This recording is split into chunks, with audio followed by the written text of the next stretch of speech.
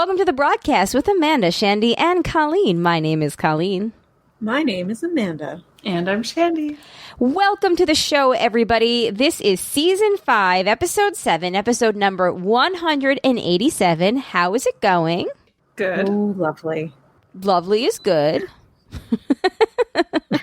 Did you guys have a good week off? We had our blooper show that came out last week. I hope everybody that listened to that enjoyed it. The bloopers were awesome. Oh, thank you. They were quite enjoyable. Good. I'm glad. I hope that they are as enjoyable as they were meant to be. I don't know. That was an awkward response. Thank you. They were great. It was nice to have a week off. I feel like I actually got quite a lot of things done. Or not done. Not like in like things that you need to get done, like check off your list, but I just feel like I did a lot of things. Nice. Read a couple of books. I watched some things that I was meaning to watch. I watched the documentary Disclosure, which is really good, and I would recommend if you haven't seen it. It's on Netflix. Okay. Yes. What is it about? It's about trans representation in media. I mean, it's about I would say that's what it's about. Right. So, right. Laverne Cox, right? From Orange is the New Black. It's like her thing. Yeah. Yes. Yeah, she was like a producer or something on it. Zeke Smith is also in it. From Survivor. So from Survivor, for any of the Survivor fans.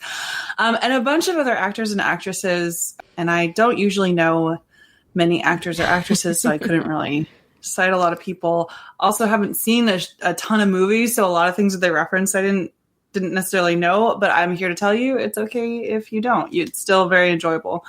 It was super interesting. So if you're really into like movies and TV shows and stuff, I would highly recommend it. And then even if you're not as much, you definitely don't need to be like a film buff to enjoy it. But they kind of go through the history and talk about like different issues with representation and different, like highlights of like actors and actresses throughout time. And just how like tropes that were sort of developed during that time, for better or usually for worse. Yeah. And they give all these examples and like show clips and stuff and then interview a bunch of people. It's really good. So it's super interesting and I would definitely recommend it. And then I've also been watching Dead to Me, which I don't know if we've talked about on here. I can't remember if Matt has suggested that. I don't know. It's a TV show and it's like a dark comedy, emphasis on the dark. I've heard of it. We've never talked about it, though, I don't think. Yeah. Is that the one with Christina Applegate? Blonde? Yes, that's the one with Christina Applegate. Okay. Googling Christina Applegate. Frank and I like flew through the first season and we're like halfway through the second season. I think there are 2 seasons total, which is good because I have definitely had a dream in the past week that I killed someone. So that was stressful. Oh no. Oh dear. That inadvertently, but still. That's definitely from watching the show, but it's been good. Nice. Good. That's awesome. I've also been watching TV this week. We watched the first season and we're midway through the second half of the season as of recording this of Umbrella Academy on Netflix. Oh. It's like right up my alley. It's really fun. It's got ridiculous action scenes. It's like just super fun. It's got plots that you're like super frustrated with, but like also like you're there for. Yeah. I don't know. It's so in case you don't know, it's based on a graphic novel or comic book. I'm sure Matt will explain. I'm hoping that I'm going to explain this correctly so he doesn't have to. Written by Gerard Way of My Chemical Romance and illustrated by Gabriel Ba. It's super fun. It's about a group of special children, a la X-Men. They each all have powers, and they were adopted by, this crazy old man who's a billionaire, and we don't know much about, but we're kind of learning more about him in season 2, his backstory. And, they've got to save the world. They're a crime-fighting family. They're super dysfunctional. Every character is, got their own quirks. I will just say for anybody out there, guys, Luther is the fucking worst, and he remains the fucking worst. I'm sorry. I can't. Every time he's on screen, I'm like, oh my God. And Luther, Shandy will remember, is the brother of Samwell Tarly in Game of Thrones. He gets like dragonized in one of the big battles. The dorky guy who marries he goes to go be like the writer. Yeah. And sorry, his brother. It's been a hot minute. I was like, wait. And his brother, like his favorite brother, is gets like dragonized. Yeah, dude. When you said Game of Thrones, my brain was thinking and seeing Lord of the Rings. I knew you were going to say Lord of the Rings. That's what I went too. And when you said Samuel Tarly, Hobbits, right? I was like, yes. No, that's Samwise Gamgee in. Yeah. Okay. Yeah, that's exactly where my mind went. Wow. Okay. Yeah. No, It's a super fun show. Colleen, I watched the first season of The Umbrella Academy when it first came out. Really? And I remember that like everyone on the internet just like hated it so much, and I was kind of like, I don't really get this, like why people hated it. So much. Did you like it? Like you said, it's not it's not perfect, but also cares. I don't know. It's like super fun, and when you keep in mind it's like a comic book adaptation, like I don't know. The reaction online seemed just completely disproportionate to how much anyone should feel about a TV show. I know, especially with a comic book series that's not even like that old. So it's not like old and beloved and like they fucked it up like they could fuck up a Lord of the Rings or a Game of Thrones. Right. People love to hate, I feel like people love to like things down. That's true. Amanda, you would love the soundtrack. The soundtrack is super fun. Like they have a fight scene every episode and they pick a really super fun song per fight scene. Oh, and Mary J. Blige is in the first season. And that's fun. There's a lot to be said. Yeah. Yeah. It's awesome. I need to like, go back and give this a try. I watched the first episode and then it was just, I don't know, just where I was in life. I just never got back to it. Yeah. But maybe I need to return. So Ellen Page is in it. Ellen Page is in it, and she's awesome. She's awesome. So, Shandy, would you agree with me that Luther is the fucking worst? Yeah, I mean, again, it's been a long time, but Luther's the if big I one. Remember correctly, number one, who doesn't listen to Allison, who is he's not great. Yeah. Anyway. Anyway, oh my God, I did not realize that you watched it. I missed this. Like, apparently everyone has seen it except for me, and I never heard of it before, like, this weekend. And I was like, I want to watch this. And I watched the whole first season in 2.5 days, including with my children around at, like, lunchtime on the weekend. And I was like, maybe not great parenting, but whatever. It's all good. Yeah. No, I did. I watched it whenever it came out, whenever that was.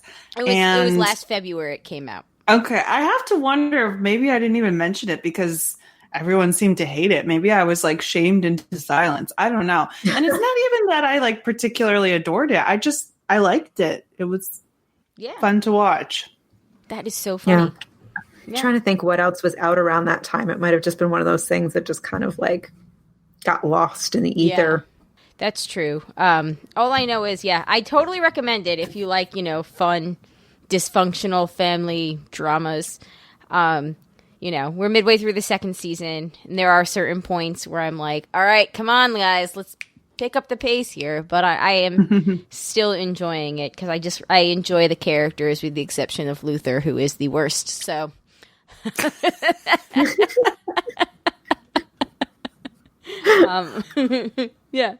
So that's been, pretty much last week. I just did the bloopers. I set up the office, my female made bookshelf / it's kind of very big for a bookshelf. So now I'm like, it's like more like a console table, but it's here. I rearranged everything. I went through my closet. I got rid of a lot of old crates and stuff. Nice. That were in there. Put them in big Tupperwares, so that felt good. They're like more protected and sealed. Focused a lot in this room, and the bloopers, which took me a couple of days to put together. And that was it for me. Nice. Shandy, I'm sorry. I kind of hijacked the thread from you, as I tend to sometimes do when you were talking about what TV you watched. Did you do anything else over the week off?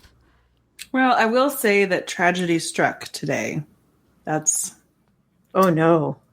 Yeah, that is the other thing.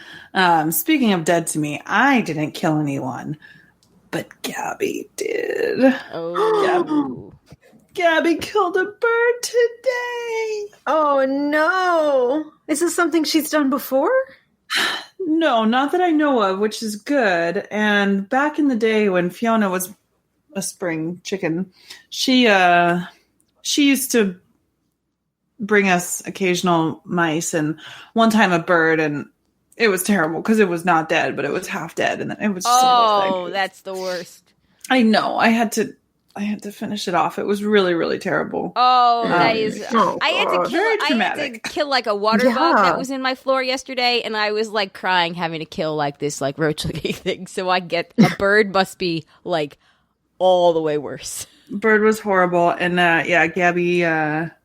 Gabby killed the bird today, and I mean, I can't blame her. It's, her instincts, but thankfully she hasn't done it before, because then I would have to like really rethink this whole, like, cats kill a bunch of, a lot of birds, and it's not good, and it's, all these things, but it's the first time, and I'm hoping that it's the last time, and that she hasn't like got a taste for it now, and I didn't think she was fast enough, and I mean, she's kind of a little chunk, so I thought we had that going for us, but oh my God, it was terrible. And she was like, after it was done, and she was like playing with its little corpse. And don't take this the wrong way, but if I was going to put money on one of your cats doing that, I would put it on Gabby.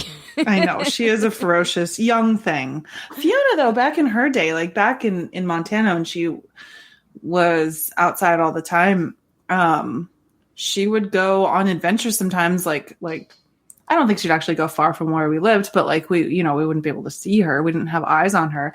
And she would occasionally bring us back little presents, and sometimes they were dead and sometimes they were alive. Ooh. That was not fun. Have I ever told you guys the story of my boss and the squirrels in her attic? No. Okay, so a couple of years ago, in the middle of the night, there was like a commotion, and one of her, with one of her kittens, and she turns on the light. It's like 2 a.m. because it wakes them up, and they're like, "What's going on? What's going on?" And it is a flying squirrel that her kitten had killed in the attic and dragged down somehow. A flying squirrel. Yeah, so they had this issue with flying squirrels, and like it was also kind of a thing because they were. I don't know. I don't remember the full story, but they had to like hire professional people to come in and like trap these squirrels, because they live like in the woods, kind of like I do, and there was like a hole in their attic window somehow that they didn't know about because they never went up there, like in the so siding. They or something. came on in. So they were like hopping from the trees, going into the attic, and then they would like make all this noise, and like she would be like, "What the hell is going on?" And then like anyway, so they found the flying squirrel. The cat got it, and she was like, "Oh my god, oh my god!" And she had to like take care of this squirrel caucus in like the middle of the night. Or maybe no, that might have been like during the day. Like, it might have been daytime. So she spent the next few nights. Yeah, it must have been daytime, because she spent the next few nights terrified. Like anytime there was a noise, that it was like the cat. And then one night she was like, I think the cat has something. I think the cat has something. And they turned on the light, and yep, there was a squirrel caucus right at the foot of the bedroom.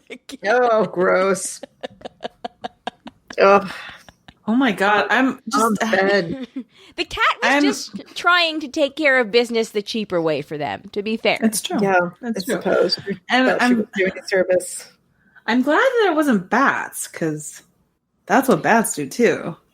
Yeah. They'll get in there and then and then may or may not have rabies.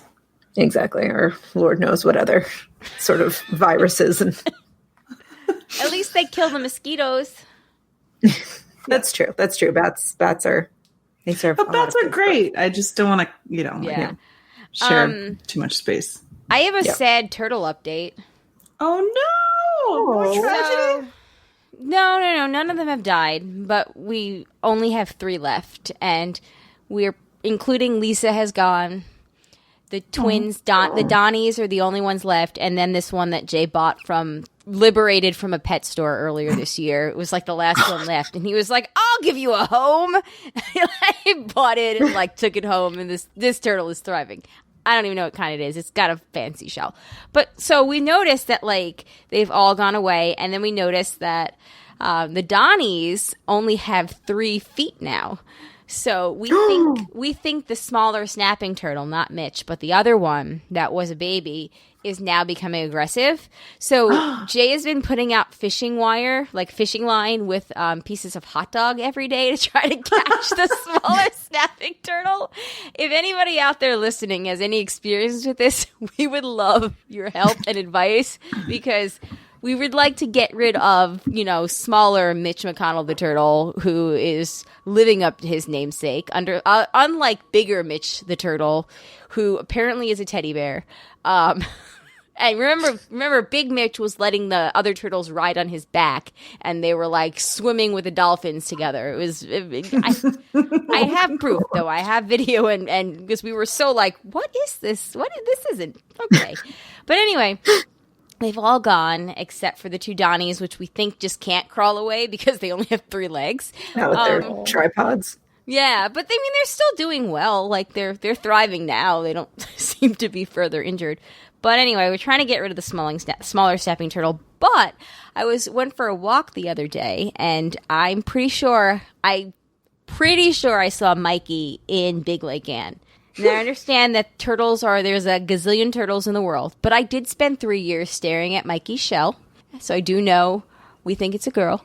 We do know Mikey's general size and shell pattern and tail, because she had this little thick tail. So I like to believe that it was Mikey, and she has moved on to the bigger pond and is living a safer life in that refuge that is the big pond.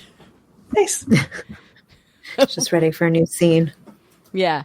We're hoping to get rid of the snapping turtles, though, so the others can come back. Because I miss Lisa and Mikey. They were my buddies. Oh. Well, I'm sorry to hear that your turtles have been maimed. That's all right. I know. It's okay. It's nature. How was your week off, Amanda? How was my week off? Well, this week is technically my week off of work, so this is my real week. So that's pretty exciting. Yesterday, Daniel and I tried to go to the beach. We were going to go to the Rockaways. Second attempt this summer to go to the Rockaways. The first attempt was your birthday, right? Right. We're all right. Well, it's a Monday. It's a weekday. We have to have better luck. People aren't going to the beach on a Monday. People are, working. So we had a plan. We were going to bike down to, there's a ferry that you can take to the Rockaways. And we're we'll do that. So we get to the ferry. We were kind of running late, and we were oh, we're going to miss it. But we pull up and we see the boats arrive. We're great. We haven't missed it. Huzzah. And then there's a line. So we're waiting in line. And then the boat closes up and pulls away. Apparently the boat was full. So the next ferry is in an hour.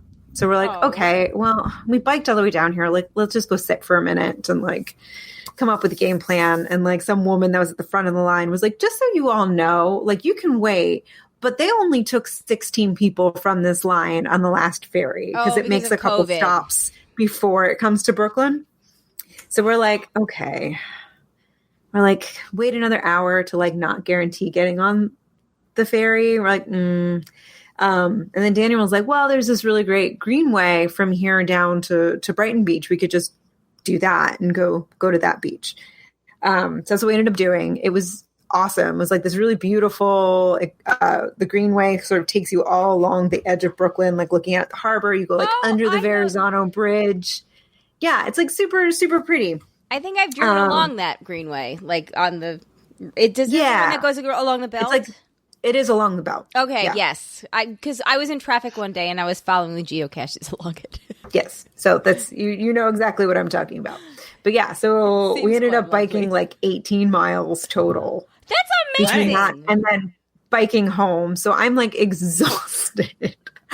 I'm so tired. I realized halfway through our biking to Brighton Beach that I forgot to put sunscreen on the top of my legs. No. So we get home and my legs are very red. So I'm like slathered in, I'm like very greasy right now. I'm just like covered in hemp butter to try and like, I think I got like 2nd-degree burn on my hand. So like, no. yeah, we're a little bit of a hot mess, literally from the sunburn. But it was a nice day all the same. I think you know, we were sort of joking that it's like Brighton Beach is like a perfectly nice beach, but it's like, you know, in the array of New York City beaches, it's always like the Rockaways or like the pretty special, lovely, and like Coney Island and Brighton Beach are like the quote unquote like kind of dirty beaches, and it's like they're really not. Like it's really nice, and you know it's always there for us. So we shouldn't disparage her so, because she always has our back when we need a beach to go to. But other than that, TV. I finally started season 2 of Pose, and I am emotionally recovering. It is really, really good, as you know, as Matt has told us numerous times. I think the second season is a lot better than the first season. I think it is very pointed, and it's a lot more not political, but it brings up more about like the AIDS crisis, and what they've started doing in this season that I really like is they end every episode with a quote from someone, like an actual person from the ballroom scene. So it's like I've really enjoyed going and like Googling who that person is and like learning about them. They talk about that in the documentary Disclosure. Nice. Yeah, I would hope they would, because it's really like, and what it's great about the second season is they've basically gotten rid of all the white characters, and like honestly you don't miss them. Mm-hmm. Like nice. The story, so they were able to focus in on the more rich storylines and really get to the hearts of like what the show should be about. Mm-hmm. So I've been thoroughly enjoying that. And then we had a Patrick Swayze double feature on Sunday night. We watched Dirty Dancing because Daniel has never seen it. I still enjoy it. I think Dirty Dancing holds up. It 100% holds up. It totally holds up. And then we watched Tu Wong Fu, Thanks for Everything, Julie Newmar, which doesn't exactly hold up, but I also kind of wasn't expecting it to. Oh my God, I haven't seen that movie in like 15 years. I have never seen that, but definitely Dirty Dancing will always be forever quotable and awesome. And speaking of which, I almost forgot, I went to Pismo Beach. What's Pismo Beach? I'm captain of the Pismo Beach Disaster Relief. Clueless! Oh! No!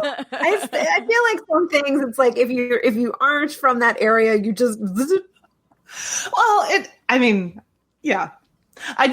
Clueless is one of those movies that it's one of the few movies I would say that I've watched maybe as many times as I've watched Dirty Dancing. It is a great movie. So it's one of the few movies that I can actually quote. And nice. I can't see Pismo Beach without thinking, I don't know, Pismo Beach Disaster. I'm the captain of Pismo Beach Disaster Relief. Do you think they need your skis, honey? Daddy, some people lost everything. Anyway, it's one of those things that, like, it's actually a real place. And I went there. And and I saw zebras. What the hell? I totally forgot, like, half of what I did. What's that all about? Man, the Hearst Castle. That's what that's all about. Decadence at its worst. Yeah. We should not have zebras here. So are they just like free roaming zebras? Yeah, I mean, they're kind of like cattle. It's very much like, because like you're driving by and there's like a bunch of land in front of the Hearst Castle. The Hearst Castle is like way up. You can't really see it very clearly from the road, but there's just all this land in front, which is like where, you know, a lot of other places before you get there do have cows in that sort of like land area. Because there's like a fence and stuff, so it's not like they're just roaming completely free. It's like not a zoo, but not nature. It's just weird. Right. Well, do they put the zebras away at night? Like, I feel like I just have so many questions about this. Like, do they go into like a stable of some kind? Because I would just imagine at night people could steal the zebras. Episode title: Questions about zebras. Questions. I don't think so. I mean, I think they're just like out there, just like the cows. But okay, alternate title: The zebras are out there. Zebras are out there. Much like the truth. I like that. That's good. Oh dear. That was surprising. If you would ask that question on Nextdoor, Amanda, they'd be like, "Go to Google." I hate Nextdoor. That's why I'm not on Nextdoor.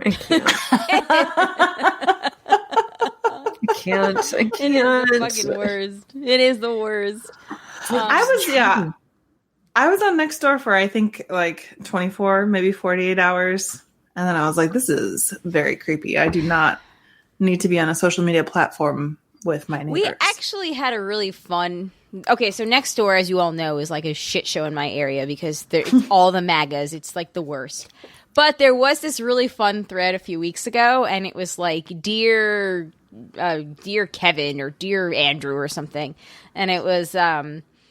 I have your food delivery. This is the second time they've delivered to my house. It's safe in the fridge, and it had like a picture of it. And they found the owner actually of the food, and he picked it up. But it was so funny because everyone was like, "I am Kevin. No, I am Kevin. No, I am Kevin." It was just really funny, and I was like, "Okay, see, this is what Nextdoor should be. Not, a whole bunch of people showing their ignorance about their, not wanting to wear a mask and Biden hiding in a bunker because." Nextdoor is still, the internet remains the worst. But, I don't know. It was really funny. And I saved that email for a long time to talk about it on this show. And by a long time, I mean 2 weeks. But I think a long time. I think I deleted it recently because I was like, man, I'm never going to talk about this. But here we are. Anyway, awkward silence. Yeah. No, the furthest I go with that, there's like a neighborhood Facebook group. Yeah, that I'm a part of, and that sort of fills that void for me. I'm like, I don't need another app. I don't have the app. I just, I get the daily emails, so I don't see a lot of the posts unless they show up on like the, here's your summary, and it's like the first one. Speaking of though, politics and whatever. Joe Biden picked his running mate today, as of recording. Senator Kamala Harris of California is going to be the vice presidential nominee, which is cool. It's historic because not only is she the third woman to ever be the nominee as a vice president on a major ticket, but she's also the first Black woman and first Indian woman. So. A lot of history was made, but might be made on November 3rd if the Biden-Harris ticket wins. Ladies, any thoughts about it? It was very anticlimactic, but, for 2020, that's okay. It was, and perhaps it was some welcome news that it wasn't so surprising. I was listening to the NPR Politics podcast this afternoon, and one of the pundits said that they had been sort of talking to one of Senator Harris' allies, and they were sort of saying that Kamala Harris was like the Joe Biden of the VP nominating process. That she started out as kind of the early front runner, and then kind of took a dip, and people kind of thought maybe it wasn't gonna be her, and then in the end, it just ended up being her. Right. So I thought that was interesting commentary, and it kind of put it in a nice perspective for me. Yeah. I think it's a really smart pick. One of the comparisons that I read about was maybe also on NPR, but it was about the similarities between this and the 2008 ticket, where you had an older white man with a lot of, time in service running with a younger person of color who's, fairly new to politics. Just that that You mean the time same, it was Biden older, as the VP. And Right. the same older white statesman? Yes. But the same, the same old seasoned white dude. There's key. It's not quite a comparison because it's the same person. But yes, I love that same symmetry. type of combination. Guys, yeah. I like that. May Joe Biden be the talisman for another person of color to be elected on the ticket. Seriously. Like, Yeah. I think I say that Yeah, no, I as think a it's joke, but my God. Gary, go ahead. No, I think it's a really smart pick. I think, I think probably all of us here would have loved, a really progressive pick, but I'm maybe smart enough to know that wasn't going to be, I don't know. It wasn't necessarily going to be the way that this went down. And I think Kamala Harris is progressive enough. Just don't kill me, people, for saying that. So here's the I agree with you. I think you're spot on. And I think that she is tough as nails, and she has shown such good interrogation skills and debate skills, and she's just so sharp. And so I think that she will be a really formidable candidate for VP. I think she's a great person to run with Joe Biden. I think she's articulate in a way that Joe Biden is not. Yeah. And I think she can whip up a room in a way that maybe Joe Biden no longer can. Yep. So, yeah, and I agree with that. For what it's worth, the website progressivepunch.org does list her, in the top 5. She's number 4. That's I think so there we go. Progressive enough. I think a large part of the problem with the perception of Kamala is she like as far left as somebody like Bernie or Warren or Karen Bass, Representative Bass. She doesn't really have that reputation, but a lot of that is because she pivoted so hard to the center for the primaries to try to get, because everyone was competing, right? Like Mayor Pete, Kamala, like Cory Booker, Klobuchar, like they were all. And also, by the way, there was a great tweet by Mehdi Hassan who was like, no matter who Biden picks, let's all be thankful that it's not Amy Klobuchar. Seriously, though.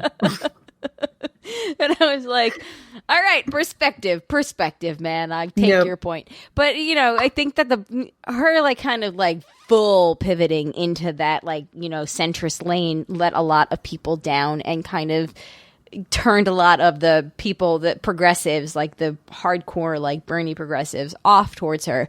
But you have to also take into account like the moment that we're in and whether or not she can pivot back to more progressive policies moving forward. And I really hope that she can. I'm fine with her as a nominee. I talked to my aunt today who back in June, she was, my aunt has never been a Biden fan for reasons that, she had an uncle in politics who, knew Biden personally, and he wasn't a dirtbag or anything, but, he always had gaffes. Like, also, my family is very Republican politics, and Biden was not, regardless of whatever. So she was always like, ugh, I can't believe I have to vote for Biden. I don't know. Like, I might vote for Trump. It depends on vice president. Like, how are these two things? Sorry. She voted for Trump in 2016. She's like teetering back and forth. Like, she's at that point where you need to like hold her hand to push her over so she knows it's okay. But then I guess I don't understand like how that point can be a place that exists in the world. And maybe that's my shortcoming. The funny thing is she actually votes for. Someone's walking. It's like someone's tap dancing. Wooden stairs, huh? No, this is the danger of recording down here. That was Gabby just going to town on my couch. Oh, well, that's real fun. Thank you. Thanks, girl. If I was going to place money on one of your cats going to town on something, still Gabby. I'm going to give this couch. I'm going to give it to this couch like I gave it to that bird. Yes. Did someone say literally zebra? had blood on her nose. Yep. She's like, come here.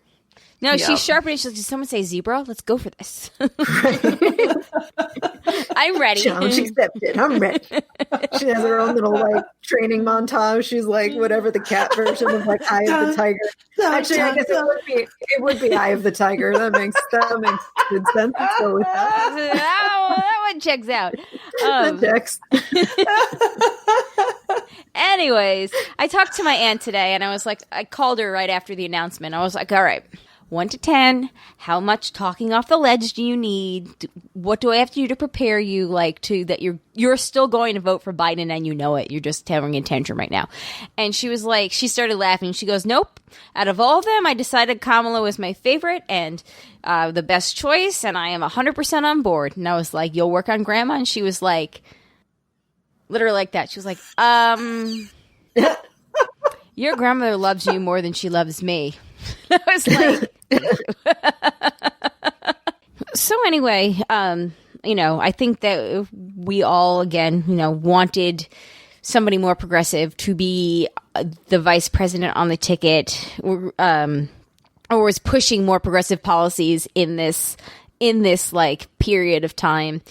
But we're also we're in a battle for the actual future of America. I really think so. I think that this is we're at a point of no return, and that really sucks because that's just very frustrating for people who want to move the country forward. It would be great if we had this president who's going to probably be a bridge into the next generation, and I have faith that perhaps Kamala will be able to do that.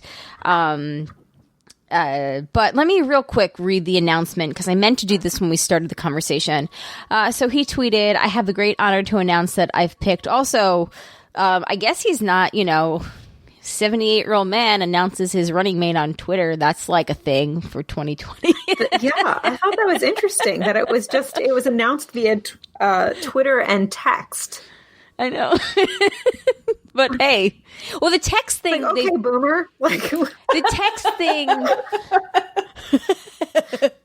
The text thing goes back to the Obama days where they announced it. They told this story on Pod Save America where they really wanted to get phone numbers to start announcements over that kind of data collection, and they didn't get a whole big response or something, but they announced the VP over text message first, and that was sign up so you can get firsthand knowledge before we announce it anywhere else.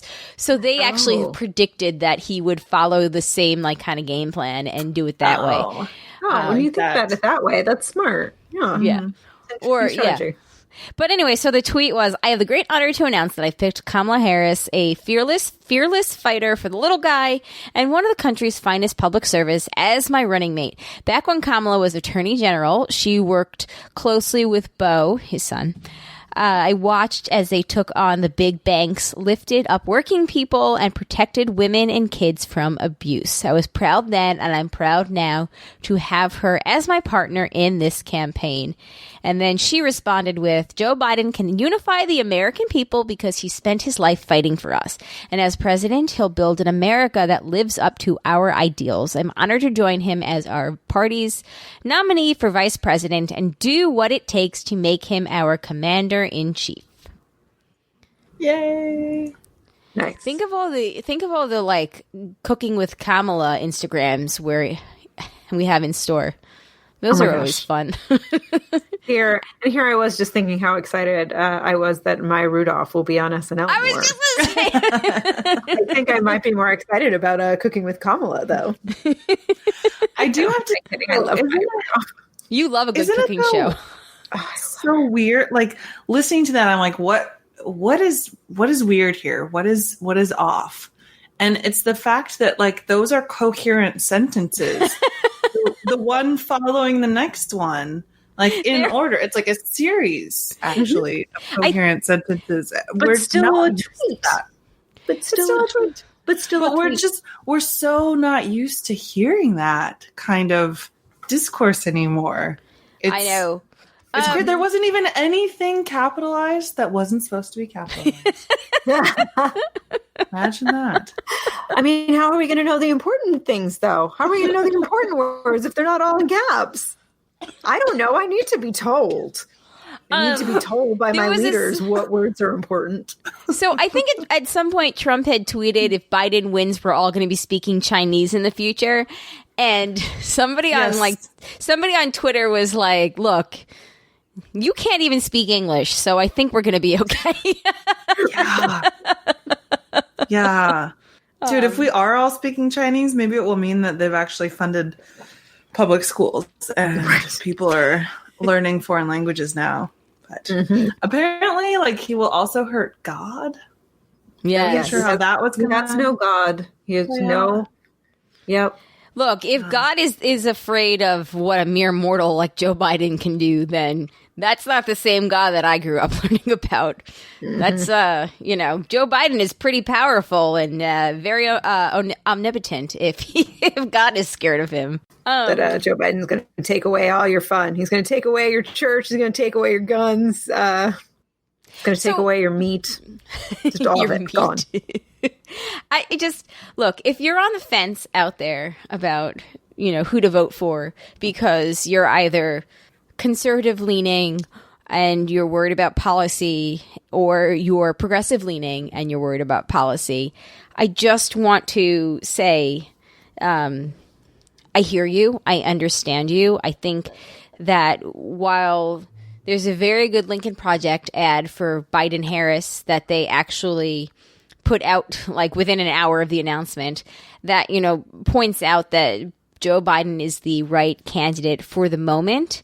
And I think that could go either way. Like, yes, he's the right candidate for the moment because we need to beat Donald Trump. He's not a good president. He wasn't a good man when he was a New York businessman. He wasn't a good man. He wasn't a good businessman when he was a New York businessman. He's always been, a tabloid scum fixture. Like, if you say the media hates him and that's what it is, like, to be fair, he's always been this. Like, nobody's pointing, like, this just checks out. He wasn't like some golden, like, hero who was saving the children, philanthropist back in New York. He was a piece of shit then. He's a piece of shit now. He was a bad businessman then. He's bad at running the country. Like, all of this checks out. But if you're still like can overlook that and you're like, but abortion, but this, but that, like, I just want to remind you that there's a lot bigger stakes at hand right now. And I think every sign has indicated that Joe Biden is probably a one-term president, and we're going to be going through all this again in 4 years, which is on the one hand scary, on the other hand, like, makes the vice president pick all the more important. So I understand, like, the progressives who, are hesitant, like, the vice president needs to be somebody that can meet the moment. I think that Kamala Harris can meet the moment. Like, she's going to scare the shit out of Mike Pence or Nikki Haley or whoever he, like, tries to, like, one up and, like, replace her with. Like, she's smart. She doesn't complain about her popcorn not being delivered in time on Twitter. Like, the Nikki Haley thing. No, you guys don't know about that? Oh, she complained about how Twitter these days anymore. So she complained about how she ordered like popcorn from like one of those online gourmet popcorn companies, and it was for her nephew as a birthday gift, and it was late, and everyone's like, "Yes, blame Trump for the U.S. Postal Service." Like, what do you think happens when you don't fund them enough? Like, right. This stupid bitch. Also, 170,000 Americans or whatever it is now, I can't even keep track. A gazillion people are dead, and there's bigger things at hand than your popcorn that was late. But fuck you, bitch. Anyway, neither here nor there. Kamala's going to be great at whoever she has to go up against on the debate stage if they have a debate. And I think that she can meet the moment. And, as they say in Harry Potter, what's coming will come, and we'll meet it when it does. And I think, unfortunately, it sucks, and for the progressives, and it's who realize that we can't keep 4 years from now, we can't be in the same place with the same people and the same policies, and the same centrist, whatever, like, otherwise we're not going to survive. And, I understand that, and I have faith, I have confidence that the people that had those policies that stepped down after meeting with Biden, I have to believe that there'll be some good people in charge. So what I was getting at with this very long soliloquy, monologue, if you will, TED Talk, Colleen, call talk, with my very long call talk, was that if you're on the fence, just remember every single person around Donald Trump is also a grifter, a terrible person who does not give a shit about you or anybody around you, anybody that is not a millionaire, a billionaire or less. Like, they're not competent. They don't understand how the law works. They don't understand how government works, how policy works, how anything works. So just remember that Joe Biden is going to surround himself with competent people who understand how government works, who understand what the people need, who understand the law, who aren't going to defund things that we need that are not partisan, things like the post office, things like Medicare and Medicaid that should not be partisan. It's about helping people. It's about a broader thing. And we always include like Medicare, Medicaid, the post office, and these like public programs that we're funding that we're mad that they don't work right. But what about like police departments and fire departments and libraries and schools? Those are all covered in the same amount, the same taxes that you pay. So for every Betsy DeVos that isn't paying her fucking taxes because Donald Trump doesn't think that she should, that's another library program that some child that lives in your county library, that's some program that they don't get. That's some program that that's something that a teacher who is working 70 hours a week, 80 hours a week, that's a stapler or glue sticks or paper or something else that they don't get. So just remember that like there's a ripple effect and the people that you vote for matter up and down the ballot. And we might not love the fact that we don't have progressive people at the very top of the ballot, but hopefully that will trickle down for all the down ballot candidates, and there will still be competent people that aren't going to run the national debt into even worse than it already is for the sake of the people that have the money that don't need the help. And that's the end of my call talk. I would also add the environment. We're literally burning our house down. Yep. We can't do 4 more years with a government that refuses to even acknowledge the existence of climate change. We just don't have that kind of time. We have 9 or 10 years left. Like the clock is fucking ticking. Also, so if you don't like other people, that's fine. I don't like a lot of people either. That's great. But the people around me and future generations, I would like them to have a planet to live on. Right. And I understand that there's a conservative thing going around that like the study was cooked and the books, it was all like the data was falsified. Yeah, there's global warming, not climate change, global warming. But the conservatives are still pushing this yes, shit? They don't believe that it's man-made. They think that it's natural. So my one question to you is, even if it's natural, if there is a way that science says we can slow it down, why not? Okay. Why not? I literally cannot believe, but then of course it's the fucking world that we live in right now. But this should not be a question. If you are on the fence about climate change, if you're not fully on board with what the science says, that it is man-made, and I can say man-made because it's mostly men, doing the policies and whatever. Yes, we're all contributing, blah, blah, blah. My dad is an environmentalist, and he has told me that it is overblown. There's no proof that it's man-made, and it always happens in the nature of the planet. And the study that said that it was just like the vaccine autism thing. It was overblown. That is, so it's not like that is what I have studied. That is what, so like, here's the study. We solved it. But that is what I have been told by somebody who actually does care about the planet. Like, they think that is very surprising. I have a really hard time understanding that people can still think like that. But like you said, if like whether or not you started the fire, if there's a way to put it out, why wouldn't you? And I just think that it's so convenient. And that's the thing is like, I do feel like conservatives have pivoted from just denying it outright, denying that it's happening, to saying like, okay, and this is very much Trump's playbook too. Mm-hmm. First, you deny that it's happening at all, and then you pivot to like, it's happening, but it's not our fault. And that's the thing, is if it's not our fault, then it's not up to us to fix it. So it's not up to us to actually make any change. It's just such a cop out. It really is. It's not good leadership. No, like that shouldn't be. But it's just another what we look for from our leaders. Like, but it's another example of things having to become. Who made the problem? Like, you're in a position of leadership. It is now your responsibility to help us figure out how to fix it. That's because politicians. That's the job you signed up for. But politicians on both sides of the aisle, sides, take money from groups that don't give two shits. They are, and that's a big problem. And paid for, and that is not okay. And no, and I agree. Problem. I agree. It is 100% both sides. Like the left has not. I mean, the right used to care about the environment also. So they did until John McCain. Part of his platform was climate change. Like, we all like that's that. Crazy. Yeah, and then they decided to start denying it.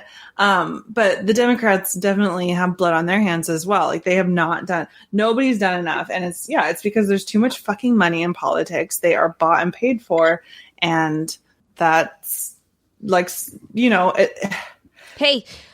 heartbreaking and it's frustrating. And like, if you're one of the people that are in, the golden years of their life, then maybe you don't have to worry about it so much. But for the rest of us who will still be alive, and future generations, it's not acceptable. And it's not acceptable to pass it on to people. And it's not acceptable to not care about people. That's just it. And that's what it comes down to for me is like, this issue and every issue is you have to care about other people. And that is fundamentally something that the Republican Party has lost. They do not care about other people. And I know that there are Republicans who care about other people. Yes, I'm making a broad statement. But as a party, they don't give a fuck. There's no empathy in that party.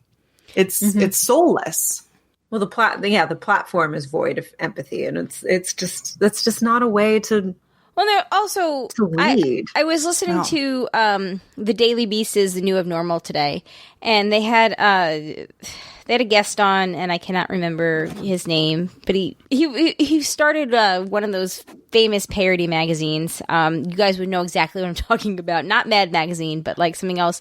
And he was talking about, because he has a new book out, the moment that he realized like capitalism was being manipulated by the wealthier business people, and how up until some point, people on both sides were all for regulation and antitrust laws and whatnot. Like, they were like, and then starting in like the late 70s, like with the Nixon Reagan stuff, like that all kind of just, at some point people figured out how to cheat the system, and he just kind of took off from there, where now it's not so much like capitalism, like, yay, capitalism.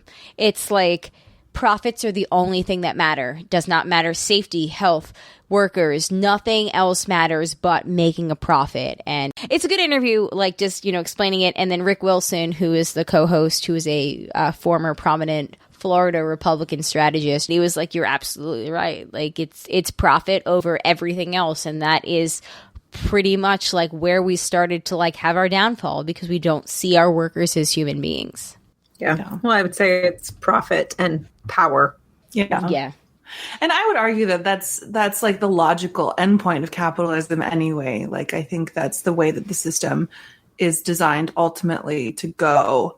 It's your exploitation of like extracting things from people, from the earth, you're just taking, and it's not a sustainable system.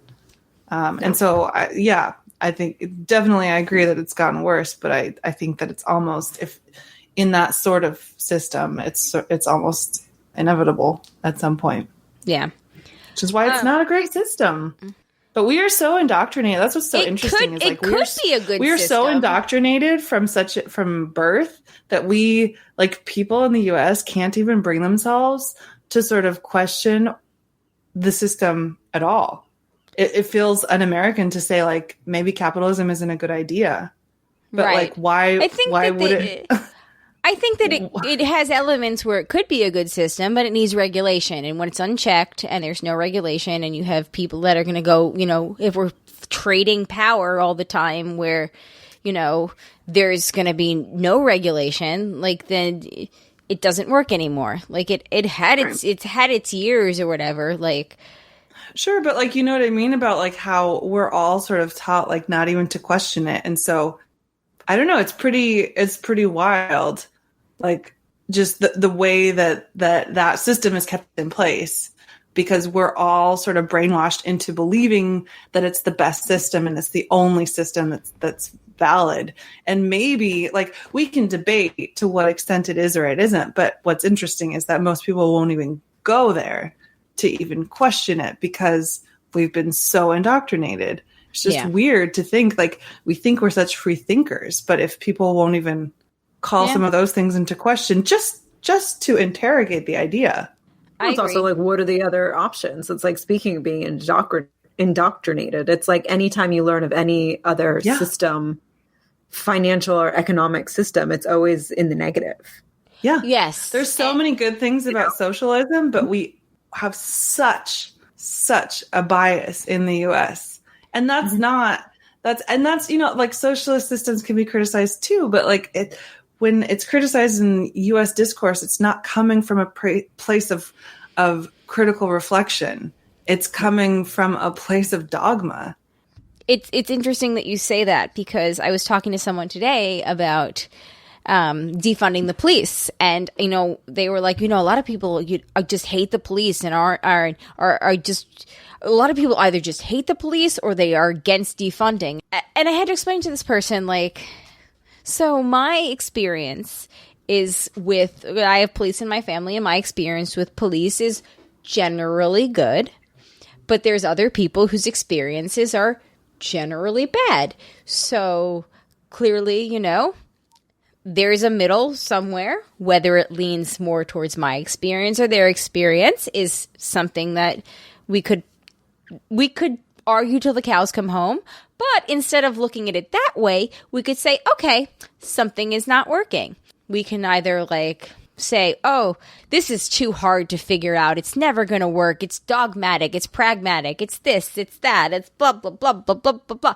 Like, we can either say it's never going to work and not try it because we don't want to actually fix something, or we could be more optimistic and pragmatic about it and say, all right, this isn't working.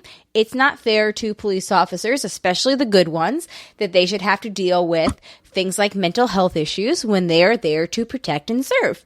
So why don't we put some extra money, take it from the police department, and maybe we give some of that money to social services? And like, I explained it, and they were like, yeah, I get that, and that's a great idea, but it's just never going to work in this country. And I was like, well, don't you think that? And I was like, don't you think that we're treating mental illness? And I said, don't you think that we're a great country? Don't you think that we're the smartest country? Don't you think that we're the richest country? Why is it that we can't figure out a problem as it comes to us? If you have a problem at your work, why couldn't that work with? And well, you just don't understand. Like, and I was like, why don't I understand? Why can't we figure it out? We're supposed to be like a great society. Why can't we? You don't want to actually fix something. Yeah. And I think you're really getting to the real, like, real curious sort of juxtaposition there is that we fancy ourselves the best, and we fancy ourselves, the superlative of every category, like you said, richest. So smartest, if something's not working, why don't we just fix it? Entrepreneurial. So how is it?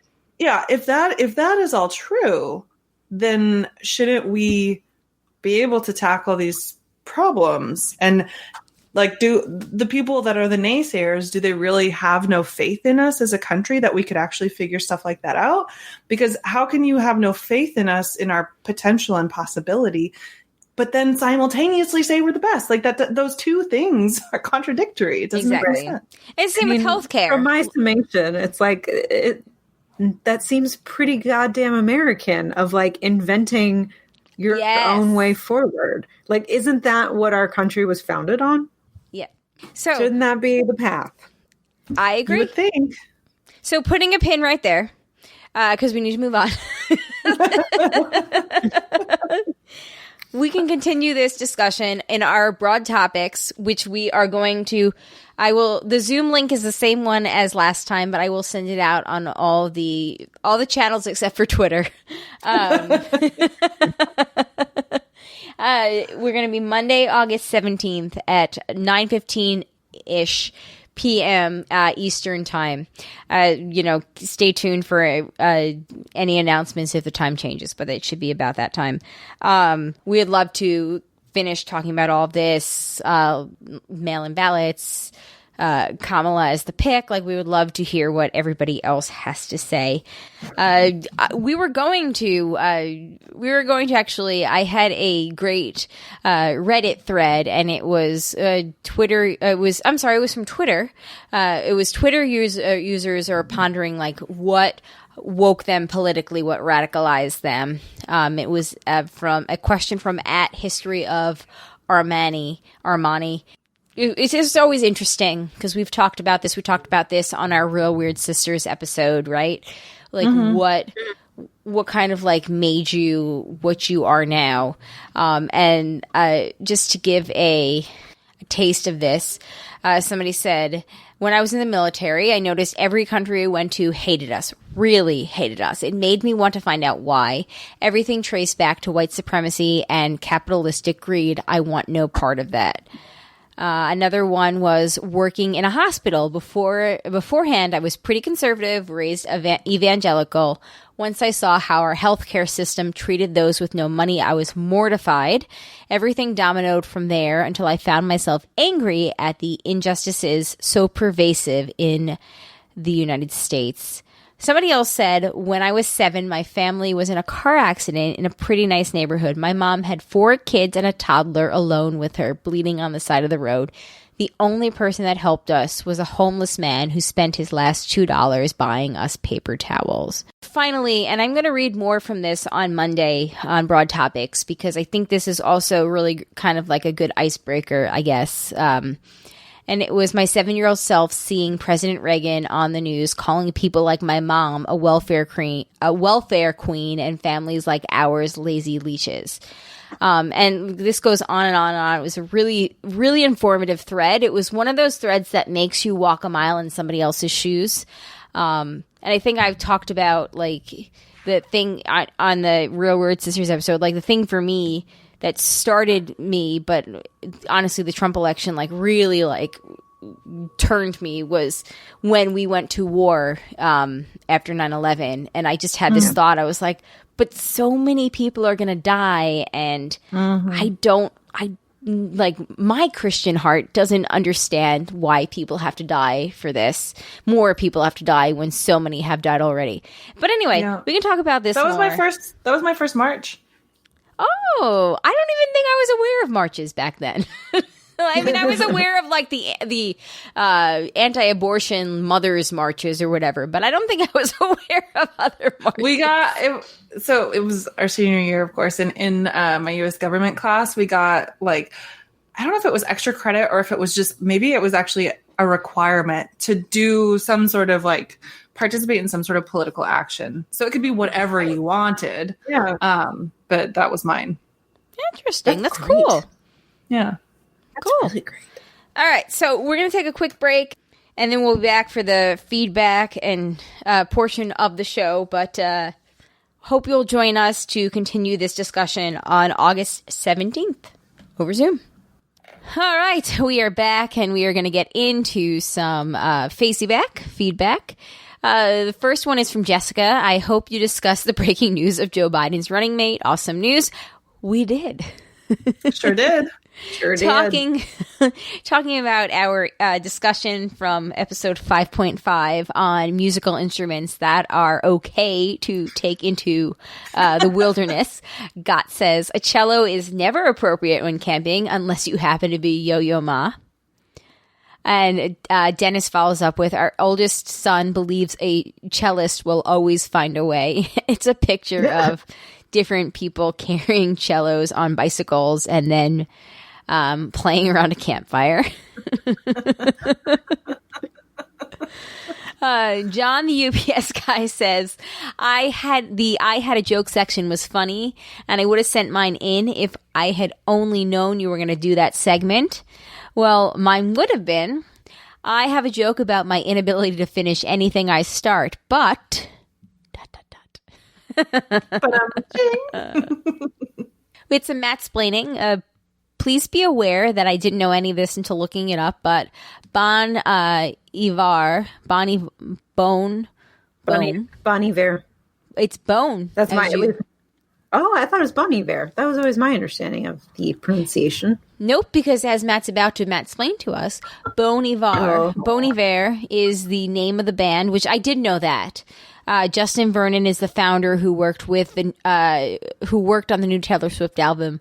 Bon is also pronounced bone. And I will interject for some Shandy-splaining.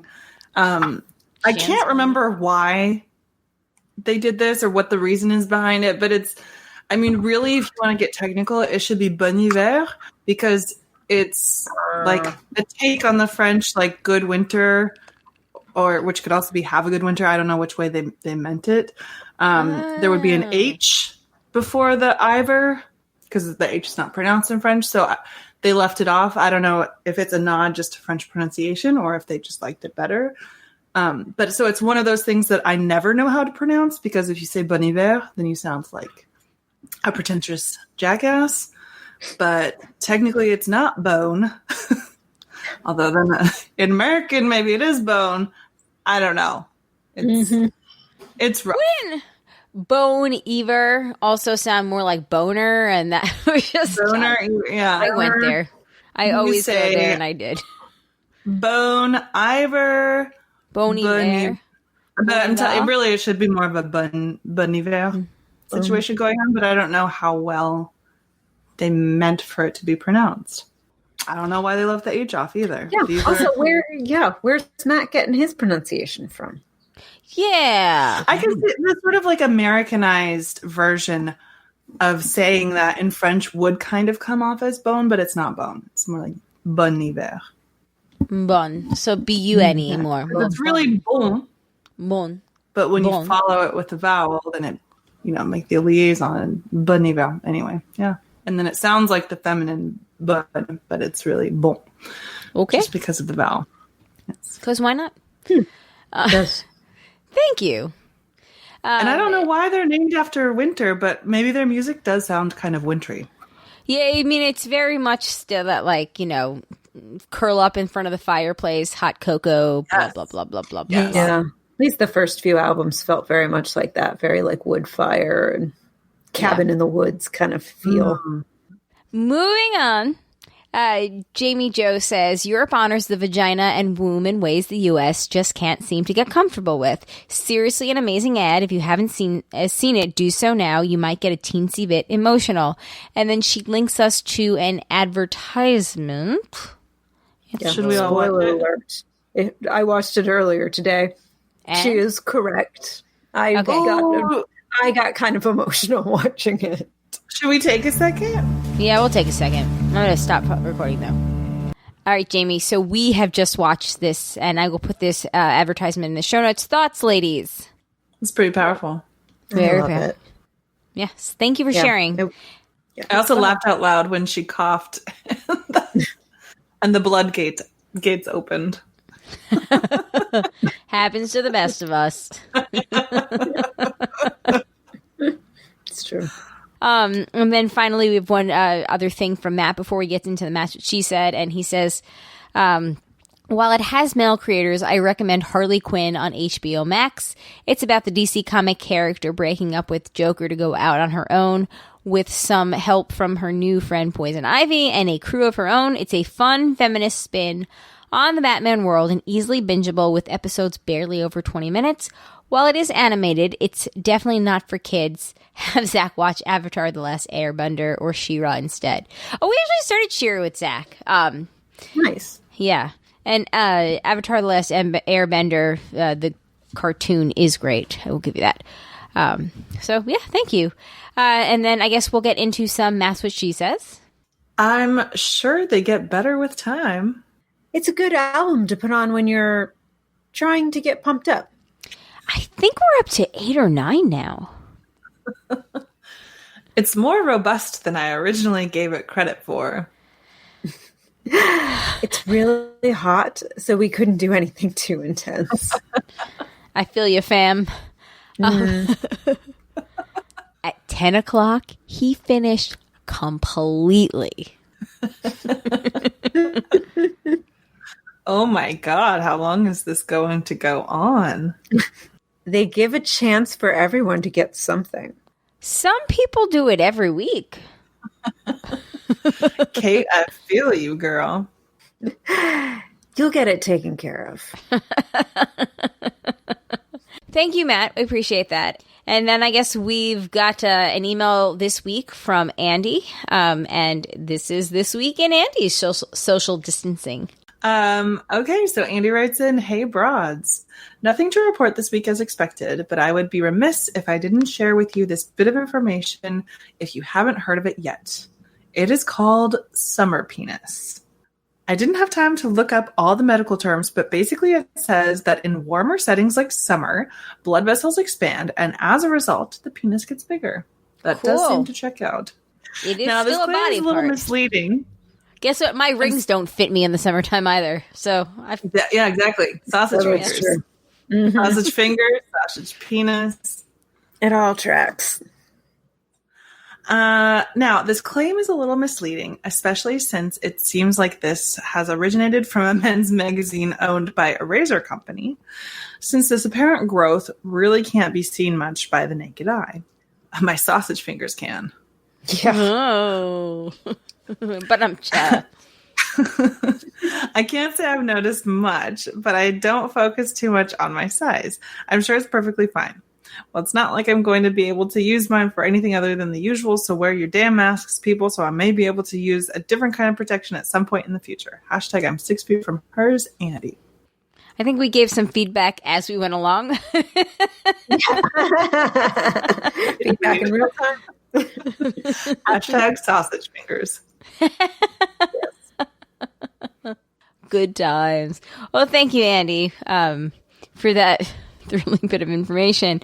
If anybody out there has anything to add to this, go for it. The broadcasters3@gmail.com or 331-276-2373. Hit us up. Any feedback at all. Let us know what you're thinking. Join us for the Broad Topics on Monday, August 17th at 9:15 p.m. Eastern Time. We are looking forward to chatting with everybody. There's a lot to talk about. We're going to set the timer for an hour, so we've got a lot to talk about in a little bit of time, but I have faith in us that we can do it. If you want to shop through the Amazon affiliates link, you can go to jandjack.com/Amazon, all lowercase letters. That helps us out. If you'd like to become a patron, thank you to the patrons. We really appreciate your support each month, especially in times like these where we know that it's not always easy for everyone financially because, Donald Trump is the worst. But we appreciate you. If you'd like to become a patron, you can go to you can go to patreon.com/JaneJack, or you can go to janejack.com and click on the Become a Patrons link. We try to do some fun things for our patrons. There's an exclusive Facebook group for patrons that are contribute at the $5 or more level, and we have bonus content. We actually have a live show for the patrons once a month. They can watch us record, which will actually be next Tuesday, August 18th. So if you'd like to join us and you are the patrons at the Hangout level, mark it off on your calendar, August 18th. And then the following week we'll have our bonus content, and that will be out the week following the 25th. We'll record it. So stay on the lookout for that. But again, we appreciate your support. A special thank you to the patrons, especially the ones that contribute at a certain level, and that we Tack from Tokyo, Eckhart Rickner, Maggie the Magnificent, Joanne with a Plan, Greg the Gray, and Ed the Creepy Mailman. Thank you guys so much. We appreciate it. On that note, anything, ladies? Any final thoughts on what's going on in the world? Because it's been a week. There's been a lot. Dude, it's been a week. We didn't even talk about Beirut, but Right. Oh my God, the Beirut video. I was not expecting the explosion. And then when it happened in the video, I literally jumped like 3 feet. I was like, oh my God. We had an earthquake in Raleigh this past weekend, which is not anything near the level of the Beirut thing, which was beyond awful. Yeah, we had an earthquake on Saturday or Sunday morning. You guys had an earthquake, and my brothers on the East Coast, they had a fucking tornado. Yeah. Jeez. Climate change. Yeah, exactly. One says climate change. The evangelicals might say the beginning of the rapture. I don't know.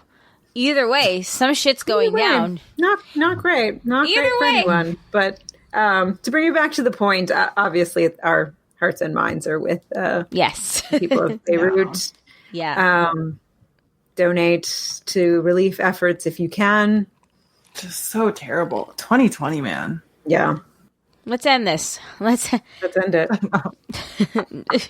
in the way that we can, in the positive way. Vote them out. All right.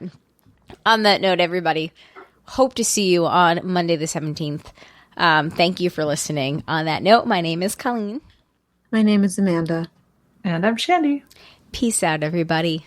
Stay safe, stay well, Bye. stay sane. Yes.